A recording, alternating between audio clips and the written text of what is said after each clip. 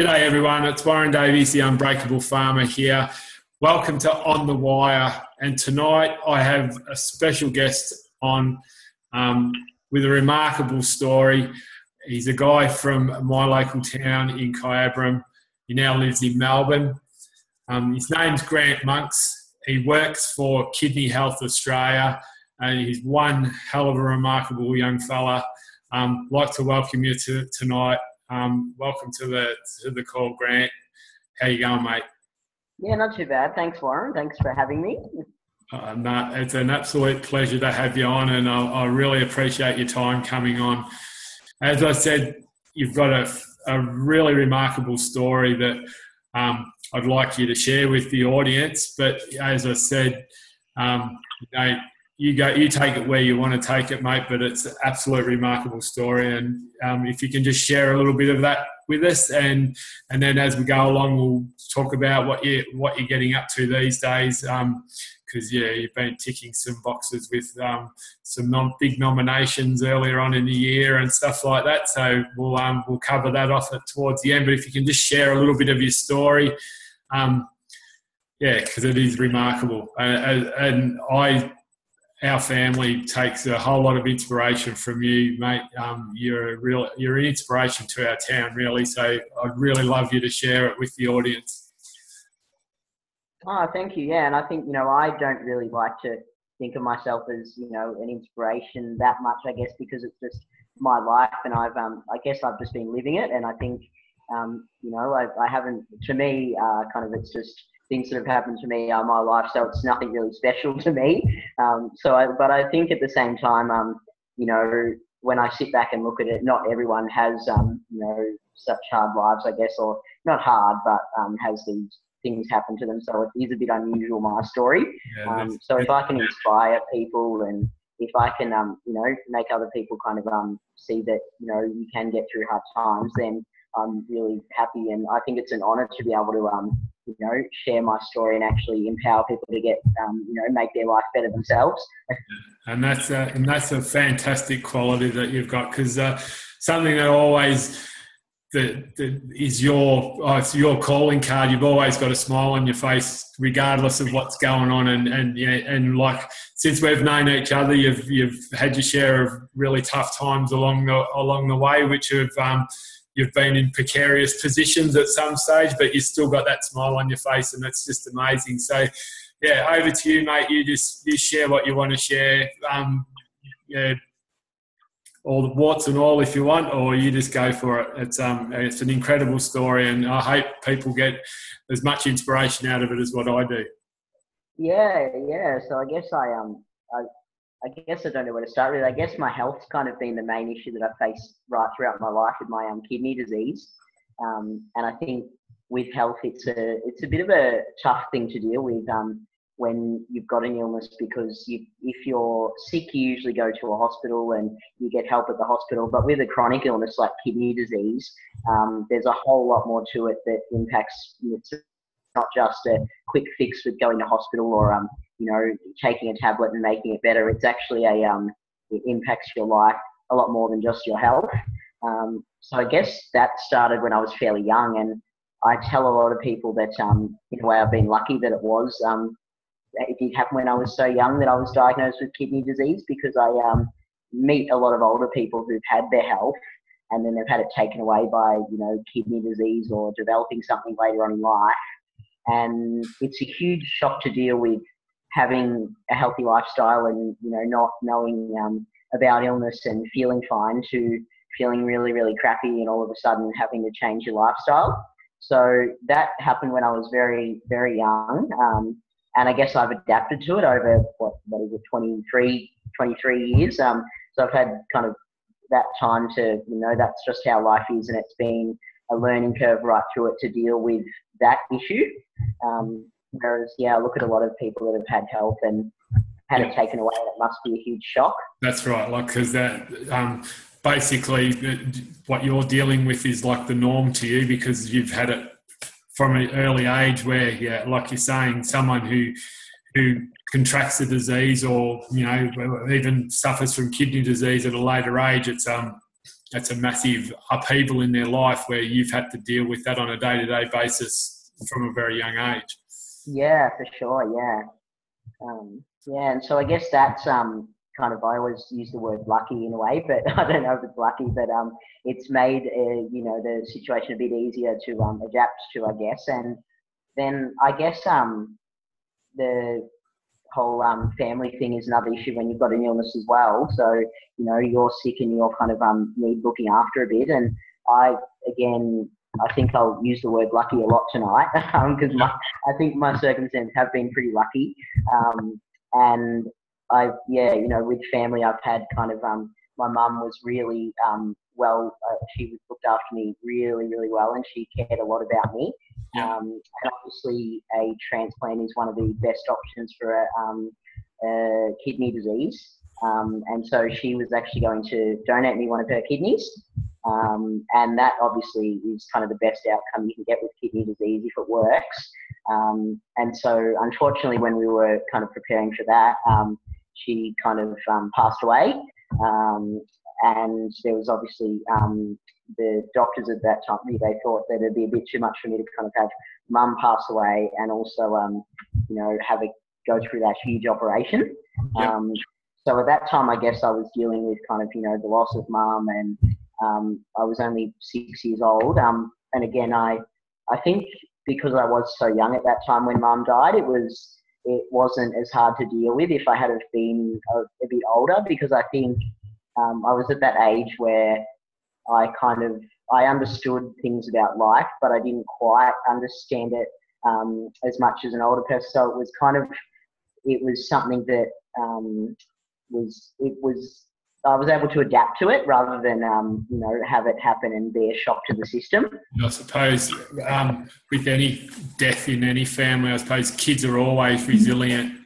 Very resilient, because you see kids at a funeral or whatever, and they're just playing like it's a normal day, where the adults are devastated. So kids are a lot more resilient when it comes to death. So as you said, happening at a young age, again, you were able to adapt to it.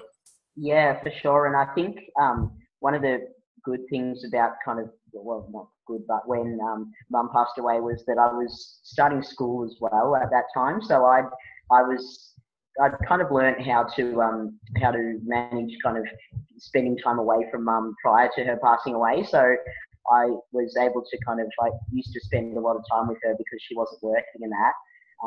And so we were quite close. And then when I started school, it was obviously a bit of a shock to, be away from mum for that time. So when I started school, I got to work through a few issues of kind of being away from mum and learning how to kind of let go of that attachment to her. So I think that was another lucky thing about the circumstance when it happened, was that I was able to have dealt with that to make, when she passed away, it was a little bit easier. Yeah. No, because I suppose that separation thing, you had already been into that process. But I suppose so once your mum passed away, where did that leave you? So basically, that left kind of me, without a carer as such. So I was living with my other brother, Ashton, and he's been, an amazing. I always refer to him as kind of like a dad, a best friend, and a brother in one person. So he was only 16 at the time, and he planned to look after me, and he wanted to kind of take on that role. He was very involved in my care. Yeah. But because he was so young, obviously there was legal issues with it, and he wasn't able to be just us, because we were still both kids. So we were, again, very lucky circumstances that one of my friends from school, their parents had kind of got to know Ashton and I, and we kind of through the the town that we lived in through school, and they actually said, come live with us, and we'll look after you. And that was, that was a huge thing for both Ashton and I, just to have somewhere that, it wasn't necessarily our home, but it was somewhere that we could, a safe place for us to be, and for them to welcome us into their home and say, oh, this is your home if you want it to be. It was, that was really amazing. And I think part of my, you talk about resilience and things like that. I think part of that is seeing how other people actually help out when something goes wrong, and seeing, if you're around that support and things like that, then it makes life a bit easier. But also it's kind of a bit heartwarming to see that there is good people out there, and that, crappy things might happen, and, everybody has kind of a, struggles that they deal with, but there are actually good people out there wanting to help. Yeah. No. And do you think that that sense of community was because you were from a small rural town? Or do you think you would have received that support if you had been living in a major city, or do you think that was fairly unique to growing up in Kyabram? Yeah, I often wonder that, and I think it definitely is. It definitely is kind of a bit of a credit to Kyabram how close the community is there. And I think again, lucky that I've grown up in such an awesome town. And that was one of the hardest things to get used to is when I moved to Melbourne was, not walking down the street and saying g'day to every second person, or, not waving at every second person in the car. So I think, it's definitely... Or you'd get locked up if you waved to every second person, because... I think so. And sometimes I even, I carry around, I've got these smiley face badges that I carry around. I've even got one in my pocket at the minute. I carry around these smiley face badges. Yeah. And if someone actually starts a conversation with me, or we actually have kind of a more than just, oh, g'day, how's it going? I'll give them a little smiley face badge. Yeah. I just think that in the city it's kind of a bit, there's not as, it is, there is a community feel in the city, but it's not as close, as tight as it is in a smaller country town like Kyabram. Yeah. No. So from there, so you've moved in with the family, and you've got your safe place. Tell us a little bit more about your day-to-day life. Yeah, I'll call it life because it is, because you've always got a smile on your face, but it actually is a struggle. I believe it's a struggle for you, but you deal with it just so remarkably. But just explain to the people watching what your day-to-day life entails. Yeah, well, obviously, when I couldn't get a transplant, I was started on dialysis, and the dialysis that I was actually started on was, again, I said I'd use the word lucky. It's I was lucky enough I could do it at home, and so doing that at home, I guess I was able to kind of hook up to my machine at night, and I was able to sleep with it, so it didn't disrupt my day a whole lot. And I think that's played a huge part in me being able to go to school every day and, develop, social connections and be able to make friends and things like that.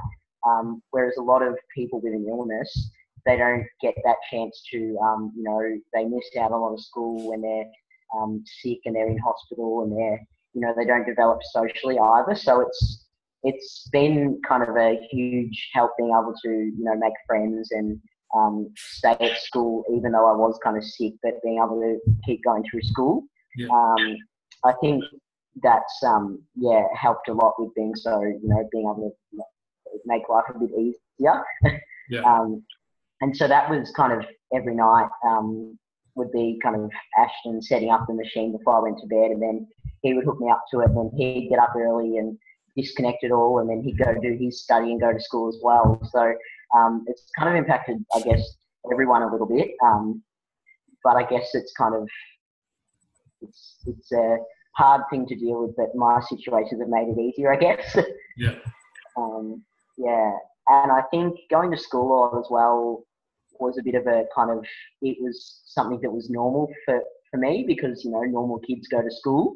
Yeah. So I felt that, I wasn't so normal as everyone else with my health, but if I could do something that was normal, like a normal kid, then I would be okay.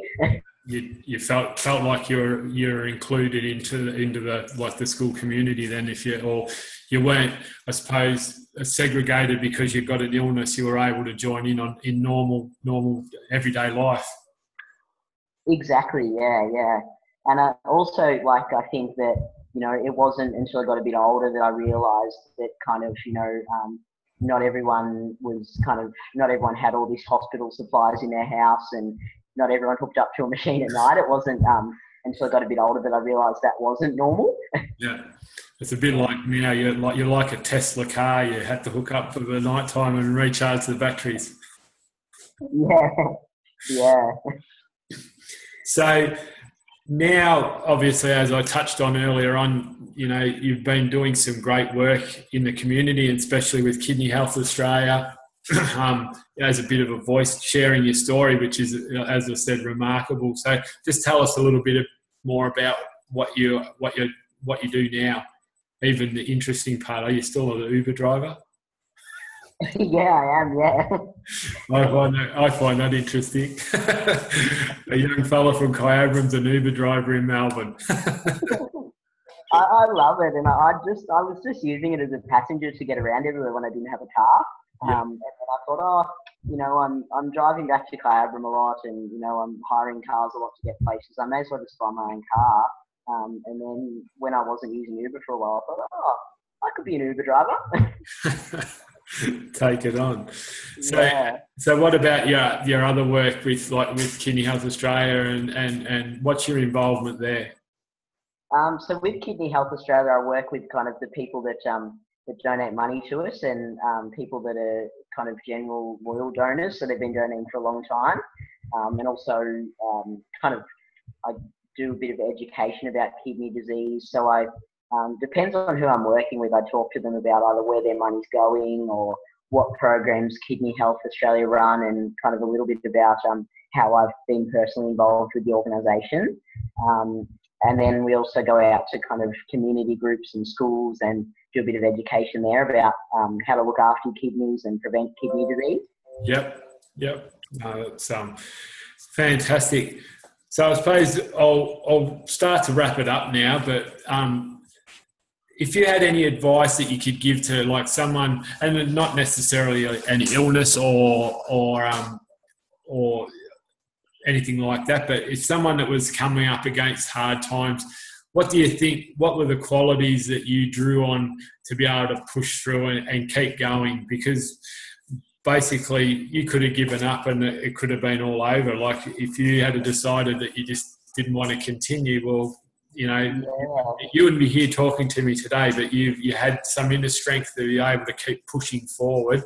What were those strengths, do you reckon? Could you identify them? Yeah, I think a big one is kind of acceptance. And I think it's important to be realistic as well. So, from a young age, I was sick, but I was kind of like, I am sick, but that's the reality is that there's no cure right away. So I've got to accept it and kind of adapt to it, I guess. And so it's kind of, it's about being realistic and not ignoring the fact that I was sick, but then not taking pity in the fact that I was sick either, and not feeling sorry for myself. So I think that's the big thing, yeah. Yeah. Well, as I said, it's been fantastic having you on. Probably one question that I've been asking most people that have been coming on the call, what's, as now a very old 23-year-old, aren't you? 23? Yeah. What advice would you give the young Grant Monks as he was growing up, from your wisdom that you've gained now? What's one piece of advice that you'd give a young Grant? That's a bit of a tricky one. I guess I would say kind of that I think to maybe I've got to think about that one a bit. I don't know. Yeah. I guess it would be being open was a big thing for me, but it was always a hard thing as well. Yeah. I really wanted to be open about my illness and talk to people about it, but there was always kind of I don't know, like a part of me was like, I shouldn't talk about my illness because people will feel sorry for me. And so I guess advice would be to be more open about it, and be more accepting of other people. And so what other people think about me is kind of, I guess that's their problem. I guess it would be more open about it, and actually be more honest with myself to who I am. Yep. Oh, fantastic, mate. As I said, it's been an absolute pleasure having you on. It's great to see your face here on the screen. We haven't caught up for a while because now obviously living in the big smoke, but it's always good to have a chat with you, mate. I always walk away from having a chat with you with a smile on my face. So really appreciate I really appreciate you coming. I'll have to get one of those badges off you, mate. Yeah, I'll have to send one. next time you're in Melbourne, you can come over and look at the concrete jungle out the balcony. Yeah, all right, I will. I hear the view's quite good from the balcony. But I really appreciate you coming on the wire tonight and sharing your story, and hopefully the people watching at home find it as inspiring as what I do. And thank you very much, mate. Thanks for your time, and look forward to catching up with you soon. Thank you. Thank you for inviting me. It's been good. No worries, mate. Thank you very much. Talk to you soon. Sounds good.